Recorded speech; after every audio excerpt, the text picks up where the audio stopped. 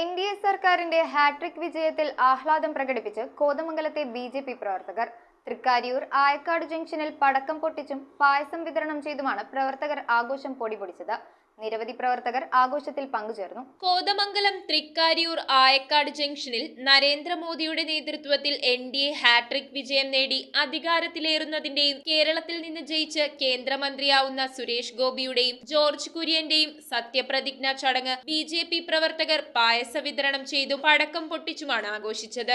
ആയക്കാട് ജംഗ്ഷനിൽ വെച്ച് നടത്തിയ ആഘോഷ പരിപാടിയിൽ വാർഡ് മെമ്പർമാരായ സിന്ധു പ്രവീൺ, അരുൺ KK, യുവമോർച്ച മണ്ഡലം പ്രസിഡന്റ് സനൽ സഹ്യാദ്രി, തൃക്കാരിയൂർ മേഖലാ സമിതി അംഗങ്ങളായ രാധാകൃഷ്ണപിള്ള, വിനോദ് കണ്ണാടിപ്പാറ, സജീവ്, മഹേഷ്, പിണ്ടിമന പഞ്ചായത്ത് സമിതി പ്രസിഡന്റ് റെജി പുലരി, അഖിൽ രവി, ജയൻ ചുണ്ടേക്കാട്ട്, രാജേഷ് ആലപ്പാട്ട്, സുഭാഷ് വേലായുധൻ തുടങ്ങി നിരവധി പ്രവർത്തകർ അണിചേർന്നു. ആയക്കാട് ജംഗ്ഷനിലെ കടകളിലും അതുവഴി കടന്നുപോയ വാഹനങ്ങളിലും പ്രവർത്തകർ പായസം നൽകി. തുടർന്ന് സത്യപ്രതിജ്ഞാ സമയത്ത് കരിമരുന്ന് പ്രയോഗവും നടത്തിയാണ് പ്രവർത്തകർ പിരിഞ്ഞത്. News bureau, Kothamangalam.